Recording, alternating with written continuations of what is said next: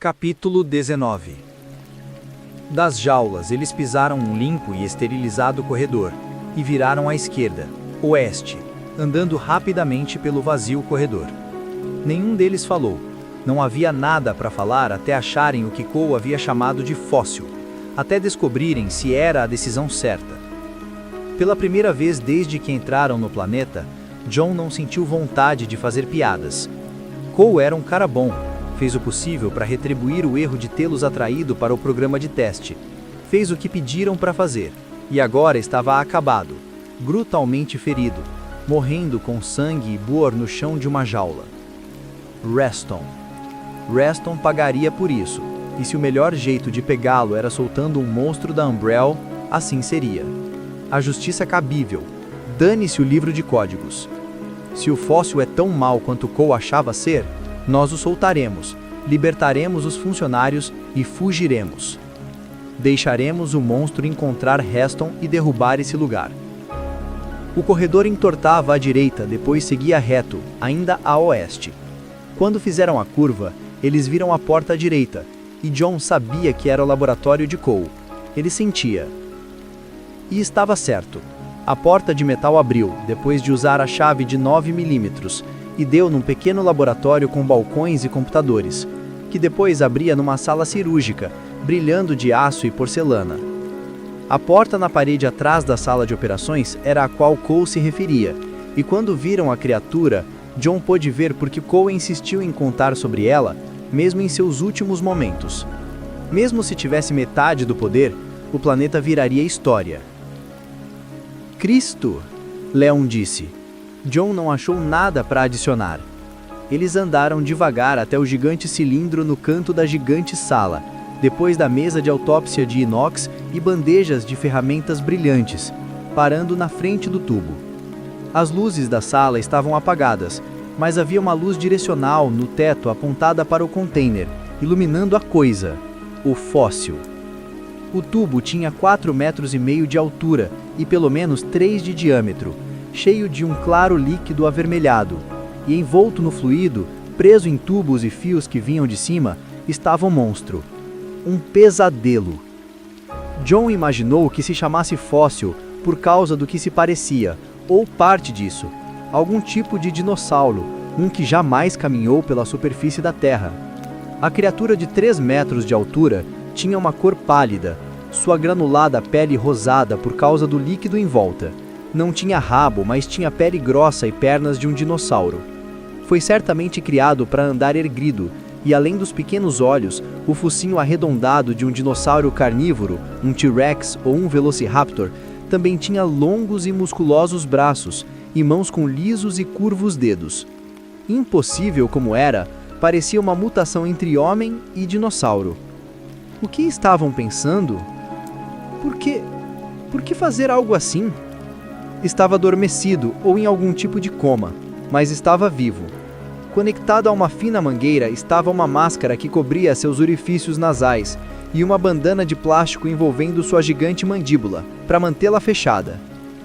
John não podia vê-los, mas tinha certeza que havia fileiras de dentes afiados na larga e curva boca da criatura. Seus olhos estavam cobertos por uma pálpebra interna, uma fina camada de pele roxa, e podiam ver o lento erguer de seu grande peito, os gentis movimentos de seu corpo na meleca vermelha. Havia uma prancheta pendurada na parede próxima à fóssil, sobre um pequeno monitor onde finas linhas verdes piscavam. Leon ergueu a prancheta, virando as folhas enquanto John olhava, admirado com horror. Uma de suas mãos aracnídeas torceu, os dedos de 20 centímetros quase formando um punho. Aqui diz que uma autópsia está marcada para daqui a 3 semanas e meia, Leon disse, ainda procurando. O espécime vai ficar em estase, blá blá, quando será injetado com uma dose letal de Ipteon antes do dissecamento. John olhou para a mesa de autópsia, viu as presilhas de aço em cada lado e 3 serrotes de ossos embaixo. A mesa aparentemente foi construída para acomodar grandes animais. Por que mantê-lo vivo afinal? John perguntou, virando para o fóssil adormecido. Era difícil não olhar. A criatura era chamativa, horrível e impressionante, uma aberração que exigia atenção. talvez para os órgãos ficarem frescos. Leon disse e respirou fundo. Então, vamos fazer? É uma pergunta valendo $1 milhão, não é? Nós não teremos os códigos, mas a Umbrella terá um playground a menos para suas brincadeiras, e talvez um gerente a menos. John disse. Sim, acho que vamos. Os homens o ouviram quietos, seus rostos pensativos enquanto absorviam o terror que havia invadido o planeta. A invasão de cima, o seu pedido de ajuda, como os invasores o derrubaram depois de matarem Cole a sangue frio. Os empregados não fizeram perguntas, só ficaram sentados tomando café. Alguém tinha feito café. E ficaram ouvindo. Ninguém ofereceu uma xícara para ele. E quando me recuperei, eu vim aqui, Reston disse, e correu uma trêmula mão sobre o cabelo, estremecendo apropriadamente. Ele não precisava inventar tremores. Eles ainda estão por aí, em algum lugar, talvez instalando bombas elétricas, não sei, mas podemos impedi-los se trabalharmos juntos. Ele podia ver nos olhos deles que não estava funcionando. Ele não era bom com pessoas, mas podia lê-las bastante bem. Eles não estão acreditando. Use Harry. Os ombros de Reston pularam, um tom assombrado em sua voz. Eles atiraram nele, ele disse, olhando para baixo, atordoado de tristeza. Ele estava implorando, apelando para deixarem-o viver, e eles atiraram. Onde está o corpo? Reston olhou para cima. Viu que Leon Yan havia falado, um dos manipuladores de 3K. Yan não tinha expressão nenhuma. Apoiado na ponta da mesa de braços cruzados. O quê? Reston perguntou, parecendo confuso, mas sabendo exatamente do que Yan estava falando. Pense. Droga, já devia ter pensado nisso. Harry! Alguém disse, e Reston viu que era Tom alguma coisa, da construção. Sua voz áspera estava abertamente cética. Eles atiraram em Cole. Te apagaram. Então o corpo ainda está no bloco das celas, certo? Eu não sei, Reston disse, sentindo-se quente e desidratado, por tanto conhaque, sentindo que não se recuperaria da inesperada pergunta. Sim, deve estar, a não ser que o moveram por algum motivo. Eu acordei confuso, enjoado. Eu queria encontrá-los imediatamente, ter certeza que não foram feridos. Eu não reparei se ainda estava lá. Eles olharam para Reston. Um mar de rudes faces que não estavam mais tão neutras. Reston viu desencrença, desrespeito e raiva. E nos olhos de um ou dois, viu rancor. Por quê? O que eu fiz para inspirar tal desprezo? Eu sou o chefe empregador deles. Eu pago os malditos salários. Um dos mecânicos se levantou da mesa e se adressou aos outros. Era Nick Frewer, o que parecia ser o mais popular entre eles. Que tal sairmos daqui? Nick perguntou. Tommy, você tem as chaves do caminhão? Tom acenou. Claro, mas não a chave do depósito. Eu tenho, disse Ken Carson, o cozinheiro. Ele se levantou também, e aí a maioria estava de pé, se espreguiçando e bocejando, terminando com o café. Nick acenou. Bom, todos façam as malas e estejam no elevador em 5. Esperem, Reston disse, incapaz de acreditar no que estava ouvindo, que iriam fugir de suas obrigações, que podiam ignorá-lo. Há mais na superfície, eles vão matar vocês, vocês têm que me ajudar.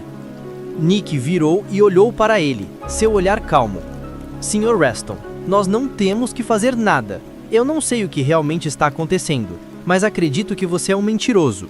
E posso não falar por todos, mas eu não sou pago bastante para ser seu guarda-costas. Ele sorriu de repente, seus olhos azuis brilhando. Além disso, eles não estão atrás de nós. Nick virou e foi embora, e Reston pensou em atirar nele por um instante, mas só tinha 6 balas, e nenhuma dúvida de que seus colegas cairiam em cima dele se ferisse um dos operários.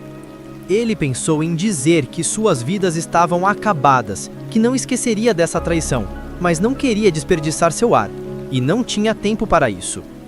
Esconda-se, era tudo a se fazer. Reston deu as costas para os insubordinados e correu, somente pensando nos lugares para ir, rejeitando algumas opções por serem óbvias demais, muito expostas, e se decidiu. A bateria de elevadores, perto da ala médica. Era perfeito. Ninguém pensaria em olhar dentro de um elevador que nem funcionava. Ele podia forçar a entrada em um deles e ficar a salvo lá dentro. ao menos por um tempo, até pensar em outra coisa para fazer. Suando, apesar do frio cinza do quieto corredor principal, Reston virou à direita e começou a correr. Depois do que pareceram horas de descida pelo escuro e frio duto do barulhento elevador, eles chegaram ao fundo, ou no topo, dependendo de como você olha, Claire pensou, enquanto a lanterna de David acendia e o motor desligava. Eles pararam em cima de uma cabine de elevador, vazia, exceto por uma escada de mão ao lado. Eles saíram do quadrado de metal, Claire aliviada por voltar a uma superfície mais sólida. Descer por um poço aberto de elevador onde um passo em falso podia levá-la à morte não era sua ideia de diversão. Acha que alguém nos ouviu? Claire perguntou, e viu a silhueta de David mexer os ombros. Mesmo que estivessem a 300 metros daqui, acho que sim, ele disse. Espere, eu vou descer. Claire acendeu a sua lanterna enquanto David se sentava, segurando as pontas do painel e se abaixava. Enquanto movia a escada, Rebecca também ligou a lanterna, e Claire viu seu rosto. Ei, você está bem? Claire perguntou, preocupada. Rebecca parecia doente, muito pálida e com olheiras escuras. Sim, já estive melhor, mas vou sobreviver, ela disse de leve. Claire não estava convencida, mas antes de insistir no assunto, David a chamou. Certo, deixem os pés pendurados, eu as guiarei até os degraus e as ajudarei a descer. Claire acenou para Rebecca ir primeiro, decidindo que se ela não conseguisse funcionar, provavelmente diria algo. Enquanto David ajudava Rebecca, ocorreu a Claire que ela não diria nada se estivesse na pele da garota. Eu iria ajudar e não gostaria de ser deixada para trás. Eu continuaria mesmo que isso fosse me matar. Claire limpou a mente, passando pelo telhado do elevador. Rebecca não era tão rebelde, ela era médica, ela era normal. Assim que desceu, David acenou para Claire e os dois puxaram as frias portas de metal, Rebecca mirando sua semi-aleatoriamente na abertura que aumentava. Quando conseguiram afastar as portas alguns centímetros, David saiu primeiro e depois acenou para o seguirem. Uau! Ela não sabia ao certo o que iria ver, e um corredor cinza não era uma das possibilidades. Ele se prolongava à direita, terminando em uma porta, e virava à esquerda, cerca de 6 metros do elevador que levava a leste. Ela não sabia sobre as direções, mas sabia que o elevador que Leon e John pegaram estava ao sudoeste, considerando que desceu reto. Estava silencioso, perfeitamente quieto. David moveu a cabeça para a esquerda, indicando que iriam seguir naquela direção. As duas garotas acenaram. Podemos começar pelo elevador, ver se conseguimos descobrir que caminho seguiram. Claire olhou Rebecca de novo, não querendo encará-la, porém insegura sobre sua saúde. Ela não parecia bem, e quando Rebecca virou para a curva do corredor, Claire viu o olhar de David, acenando de leve na direção da médica, franzindo. Ele hesitou, e ela viu que ele sabia sobre a condição da Rebecca. Pelo menos, e Rebecca soltou um agudo grito de surpresa, já na curva do corredor. Assim que um homem de terno azul apareceu e a agarrou, tirando a arma da mão dela e colocando um revólver na cabeça. Ele travou seu braço no pescoço, apertando, e virou seus olhos selvagens para eles, um sorriso trêmulo no rosto velho. Eu vou matá-la, eu vou, não me façam matá-la! Rebecca segurou o braço dele e ele apertou mais, suas mãos tremendo e seus olhos azuis intercalando entre David e Claire. Rebecca fechou um pouco os olhos, seus dedos cedendo, e Claire viu que estava muito fraca, que estava a ponto de um colapso. Vocês não vão me matar, fiquem longe ou eu mato ela! O cano do revólver estava apertado na cabeça, se David ou Claire se moverem. Eles só olharam quando o maluco começou a recuar, arrastando Rebecca para a porta no fim do corredor.